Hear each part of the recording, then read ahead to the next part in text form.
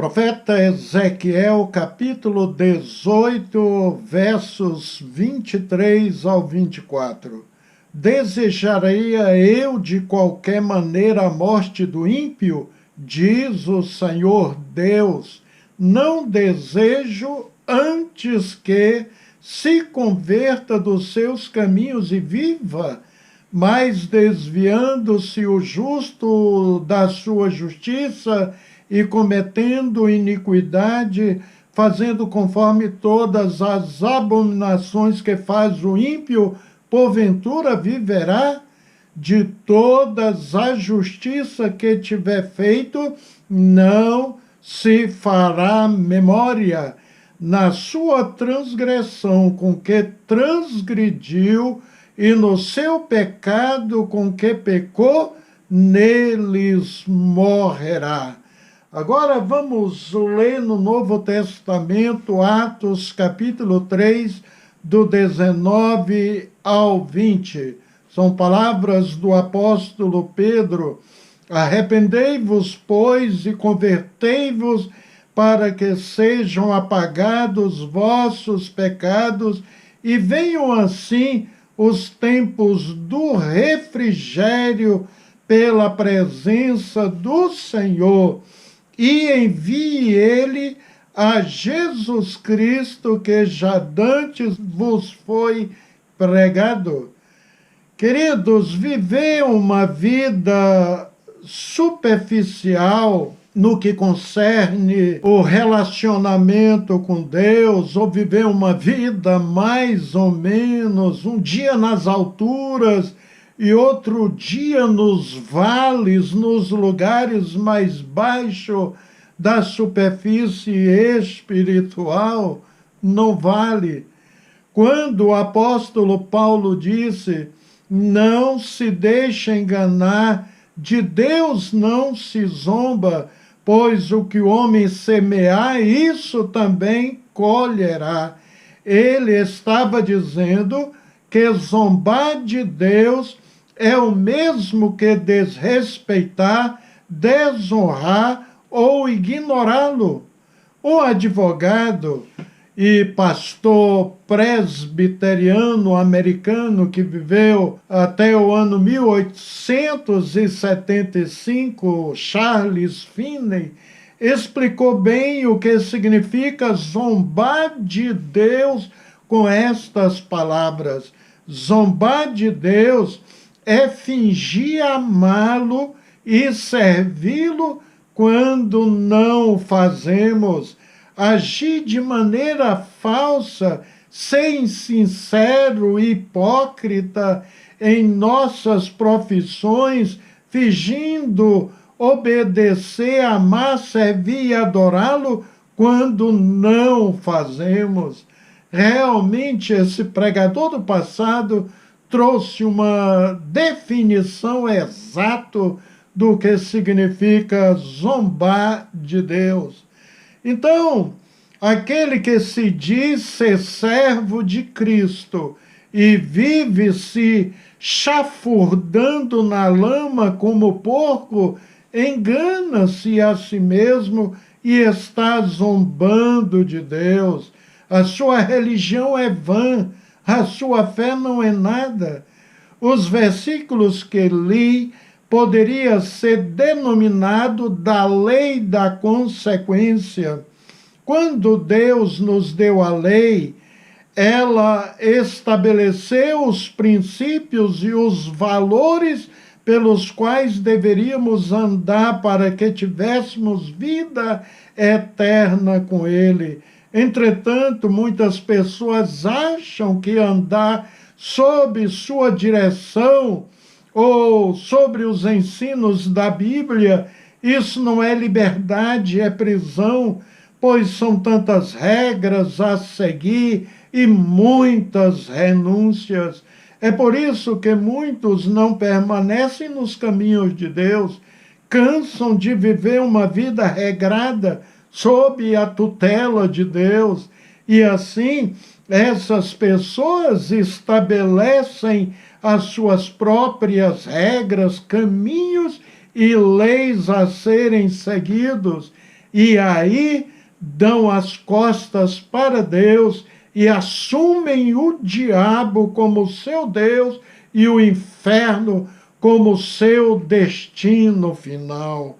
A lei do Senhor é boa e a sua palavra é perfeita, diz o salmista, porém muitos não acreditam nesta verdade, vivem como se sua vida iniciasse e terminasse aqui, sem nenhuma consequência espiritual eterna.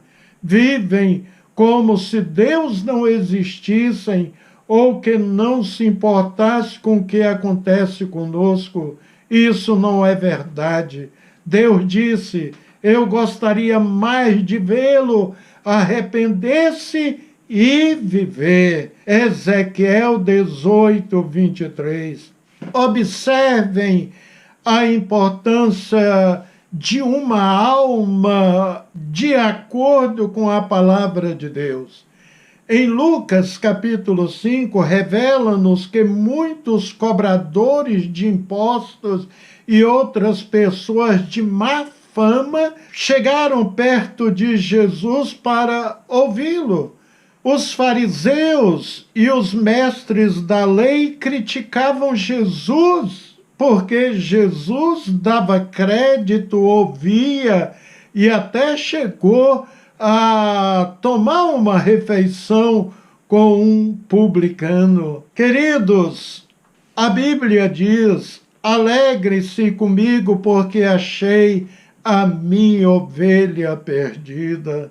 Pois eu lhes digo que assim também vai haver mais alegria no céu por um pecador que se arrepende dos seus pecados do que 99 pessoas boas que não precisam de se arrepender. Se uma mulher que tem 10 moedas de prata perder uma, vai procurá-la, e quando a encontra, convida as amigas e vizinhas e diz: alegrem-se comigo, porque achei a minha moeda perdida. Pois eu digo a vocês que assim também os anjos de Deus se alegrarão por causa de um pecador que se arrepende dos seus pecados. Lucas capítulo 15, de 1 a 10.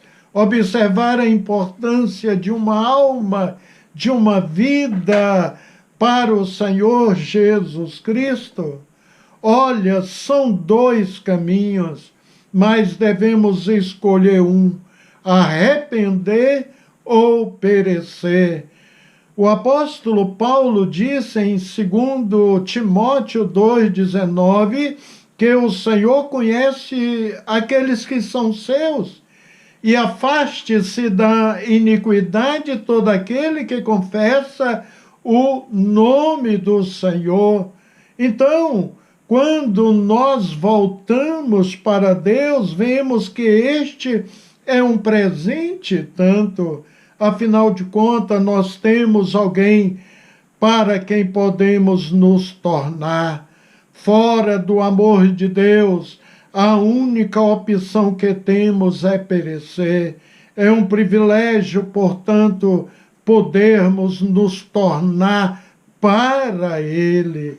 Arrependei-vos, pois, e convertei-vos para que sejam apagados os vossos pecados, e venham assim os tempos de refrigério pela presença do Senhor, e envie Ele a Jesus Cristo, que já dante vos foi pregado.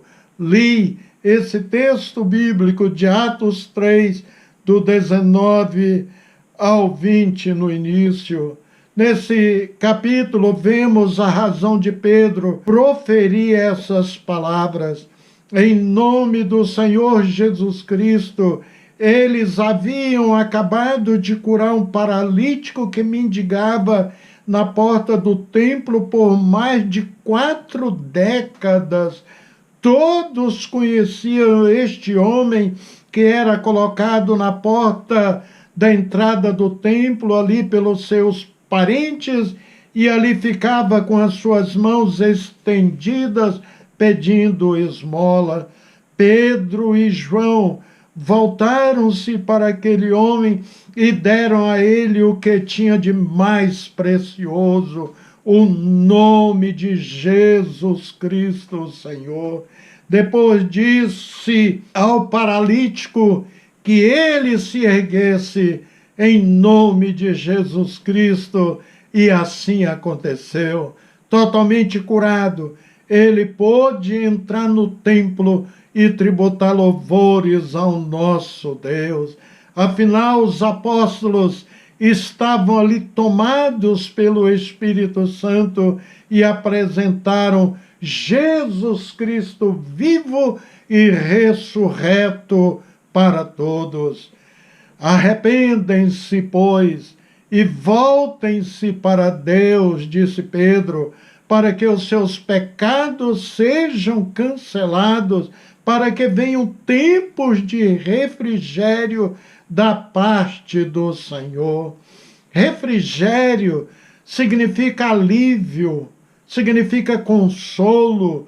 Foi o que o paralítico sentiu de imediato. Também podemos dizer que refrigério é como ingerir um copo de água fresca após uma atividade física estafante, como nós lemos que aconteceu com Sansão em Juízes capítulo 15, 18 ao 19. Vamos ler. Sansão estava com muita sede, diz a Bíblia, que ele clamou ao Senhor. Ouça as suas palavras. Deste pela mão de teu servo esta grande vitória. Morrerei eu agora de sede para cair nas mãos dos incircuncisos? Deus então abriu a rocha que há na cidade de Leí, e dela saiu água. Sansão bebeu, suas forças voltaram, e diz a Bíblia, e ele recobrou o ânimo. Refrigério é como uma canção suave que o rei Saul experimentava quando Davi dedilhava sua harpa e possivelmente entoava canções, os salmos. Vemos isso em 1 Samuel 16, 23. E sucedia que quando o espírito mau da parte de Deus vinha sobre Saul, Davi tomava a harpa e a tocava com a sua mão. Então Saul sentia alívio e se achava melhor, e o espírito mau se retirava dele. Então, ao som da música, o demônio se retirava de Saul e ele de imediato sentia alívio e paz de espírito. Cuide, meu querido irmão, de sua alma. Não permita que o diabo tenha domínio sobre você. A sua presença maléfica traz angústia, tristeza, desespero e morte. Prefira Jesus Cristo. Imagino que Saul ficava leve quando o diabo deixava. Na Bíblia temos exemplo que Satanás, ao dominar uma vida, inclusive até crianças, lançava-os no fogo, na água, obrigava a morar no cemitério, a comer porcarias, obrigava a andar despido e procurava a sua morte continuamente. Quando Jesus os libertou, suas vidas mudaram, foram transformados e abençoados por Deus. Também o refrigério vem através da comunhão encorajadora de um irmão abençoado. Em 2 Timóteo 1,16, o apóstolo Paulo experimentou isso e escreveu: o Senhor conceda misericórdia à casa de Onesíforo, porque muitas vezes ele me reanimou e não se envergonhou por eu estar preso.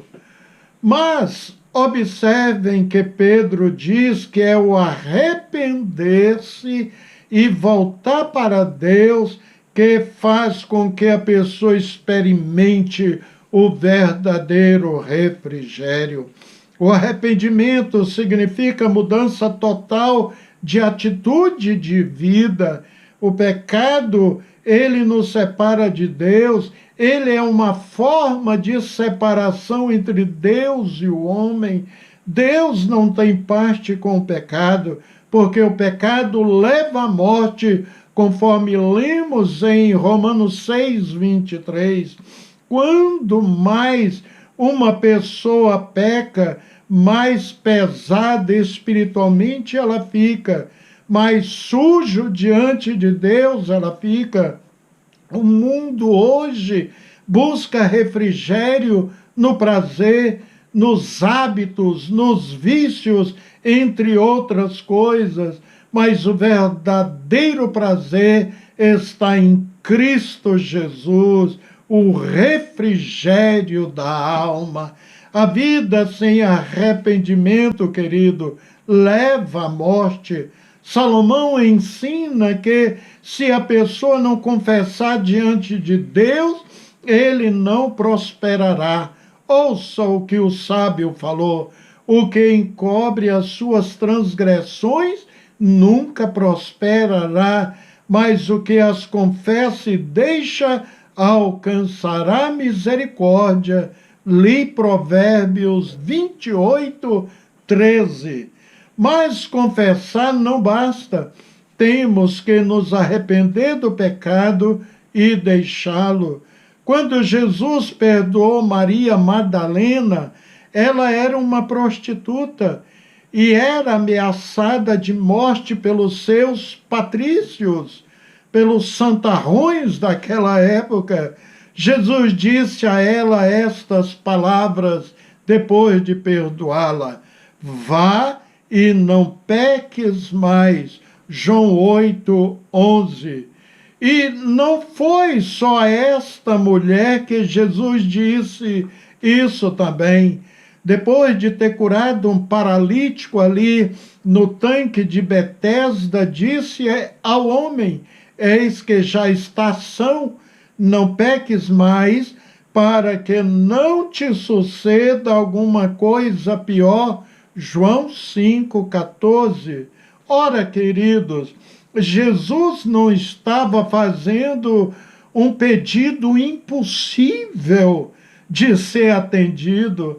É claro que a gente peca, mas quando disse à prostituta, vai, não peques mais, significava que ela não deveria mais se envolver com o pecado do adultério. Isso é possível ou não? Claro que é. Agora, servindo a Cristo Jesus, ela passava a ser templo do Espírito Santo. Evidentemente que ela tinha que procurar uma vida de santidade. Raabe, a prostituta que foi acolhida por Josué, deixou esta prática, habitou entre os israelitas, casou-se com Salmão, um judeu, diz a Bíblia, deu à luz a Boaz, que foi bisavô de Davi, tornando-se assim da linhagem de Jesus. Em Mateus 1, do 5 ao 16, é muito emocionante ver o nome da ex-prostituta e da estrangeira residente de Jericó na genealogia do Salvador Jesus Cristo. E mais, ela figura também na galeria dos heróis da fé, lá em Hebreus 11, versículo 31. Ter uma vida nova é como ensina Paulo, assim que, se alguém está em Cristo, nova criatura é, e as coisas velhas já passaram, e eis que tudo se fez novo. 2 Coríntios 5:17. Para Pedro, o arrependimento promove tempos de refrigério pela presença do Senhor Jesus, porque a pessoa que se arrepende passa a viver uma vida ligada às coisas de cima e não às coisas de baixo. Isto é vida de paz, de alívio, de tranquilidade, de bênção e prosperidade. Foi por isso que Jesus nos chamou ao alívio pleno quando disse: vinde a mim todos os que estáis cansados e oprimidos, e eu vos aliviarei. Tomai sobre vós o meu jugo e aprendei de mim, que sou manso e humilde de coração, e encontrarei descanso para as vossas almas. Mateus 11:28-29. O arrependimento nos leva à vitória. O arrependimento verdadeiro é acompanhado por uma mudança de conduta. Toda vez que fazemos algo que Deus disse para não fazermos, atraímos maldição, um peso para as nossas vidas. Sofremos, ficamos amarrados, algemados, e isso só termina com arrependimento, pois quando nos arrependemos verdadeiramente, Deus nos perdoa automaticamente, e assim temos o cancelamento dos pecados e a opressão é retirada de sobre nós. Maravilhas. Há algum tempo li um livro evangélico chamado Homem no Espelho. Ali o autor, em resumo, fala que a outra corrida feroz em torno de nós é a corrida do mundo. Nesta corrida, o objetivo final não é o Senhor Jesus Cristo, não é uma corrida focada nele. Em vez disso, é uma corrida com várias metas erradas. É uma corrida para o sucesso financeiro, autorrealização, muitos bens materiais, mais poder e influência. É uma corrida que a vida agradável terrena apenas pode oferecer. E a corrida cristã, a corrida das pessoas de fé, correndo e olhando para Jesus. Esta é uma corrida de viver uma vida em obediência à palavra de Deus. Esta corrida é o oposto à corrida do secularismo, à corrida do mundo. Não podemos correr a corrida errada, queridos. Queremos tanto a Deus e ao mundo, e isso não é possível. Como Tiago disse, vocês não sabem que amizade com o mundo é inimizade com Deus? Quem quer ser amigo do mundo faz-se inimigo de Deus. Tiago 4:4. Então está claro isso. Não é possível correr duas corridas ao mesmo tempo. Não é possível servir a dois senhores. Vamos observar diariamente o texto de Hebreus 12:1-2, que diz: livremo-nos de tudo que nos atrapalha e do pecado que nos envolve, e corramos com perseverança a corrida que nos está proposta, tendo os olhos fitos em Jesus, autor e consumador da nossa fé. Em nossa caminhada com Deus, haverá pessoas que nos puxarão para trás para que não venhamos avançar. Haverá pessoas que nos desapontarão muito. Passaremos por circunstâncias difíceis, Satanás nos assediará, porque ele é nosso inimigo e não deseja a nossa salvação. E é aí que precisamos lembrar, porque começamos a andar com Deus, foi por causa de Jesus Cristo. Então, mantenha os olhos fixos nele.